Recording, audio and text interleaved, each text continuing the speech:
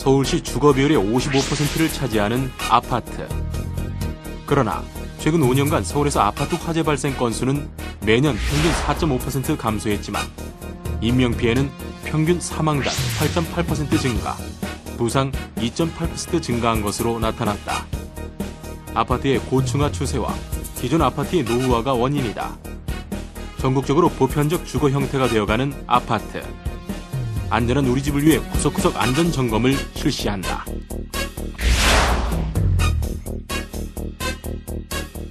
안녕하세요. 세이프코리아 해피코리아의 이경화입니다.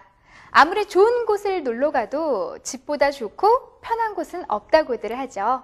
그만큼 집은 우리에게 있어 가장 안락하면서도 평화로운 공간일 텐데요. 그런데 과연 그 공간이 얼마나 안전한지 한번 점검을 해볼까요? 편리하고 쾌적한 주거 형태로 사랑받는 아파트. 그러나 보이지 않는 곳에 위험이 공존한다. 먼저 발코니부터 살펴보자. 무분별한 확장과 가연물의 적재로 창문에서 창문으로의 층간 화재 전파 위험성이 대폭 커진 것은 물론 화재 시 신속한 대피에 큰 어려움이 따른다. 또한 7, 80년대에 건축된 노후 공동주택의 경우 내장재의 대부분이 목재이고 발코니에 보일러를 설치하거나 다용도실로 사용하고 있는 실정이다. 만약 발코니에서 불이 날 경우 발코니가 수직 관통부의 역할을 해 피해가 커지고 발코니를 창고로 사용할 경우라면 확산 위험은 더 심각해진다. 거기다 주차 공간 부족에 따른 소방통로 확보 부족으로 소방차 도착이 지체되면서 초동 진압의 어려움마저 있다. 철저한 보안 시스템으로 밀폐성이 더욱 커진 주상복합 아파트도 큰 문제다.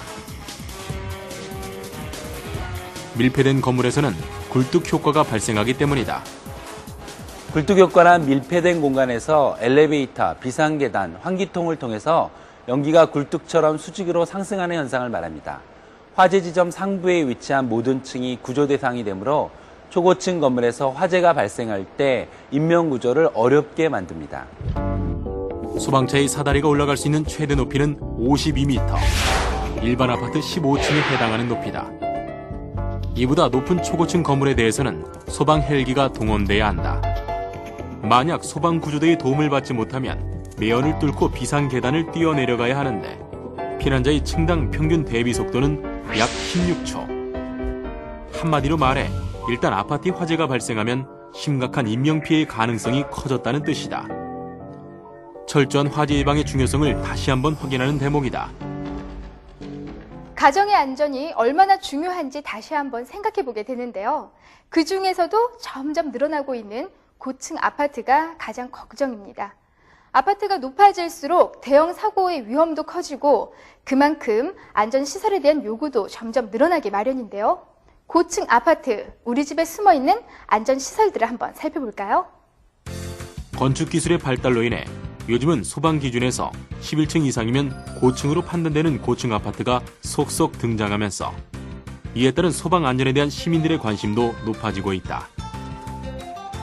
고층 아파트에 설치되어 있는 안전시설들을 살펴보면 소화기를 기본으로 옥내 소화전, 스프링클러 등의 소화 설비와 자동화재 탐지시설, 비상경보 설비 등의 경보 설비와 유도 등, 비상조명 등등 피난 설비, 제연 설비, 연결 송수관 설비 등 거의 대부분의 소방시설이 잘 적용되어 있다.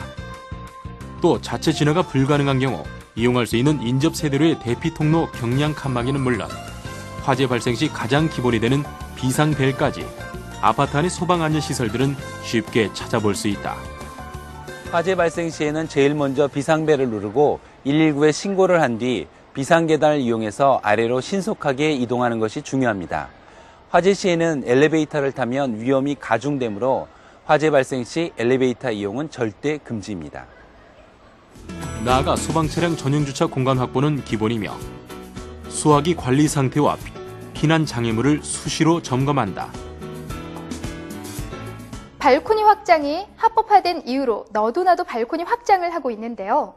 그런데 여러분 이거 알고 계신가요? 발코니는 생활 편의 시설일 뿐 아니라요. 중요한 방제 시설 중 하나인데요.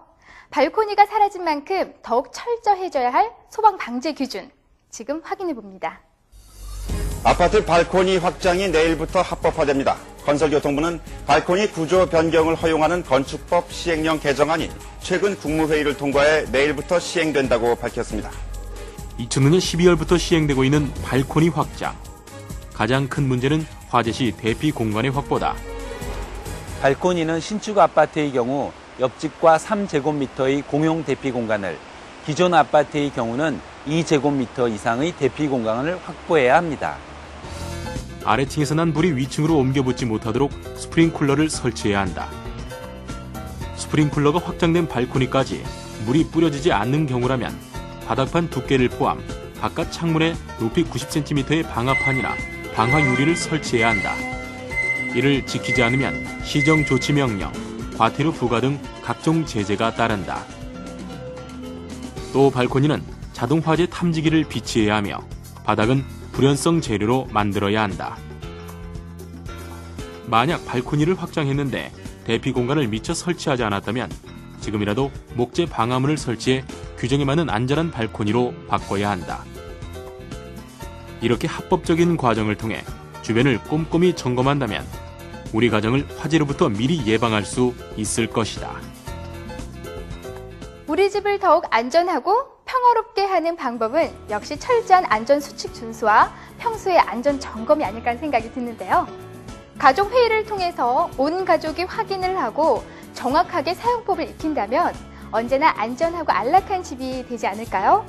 지금까지 세이프코리아 해피코리아의 이경화였습니다.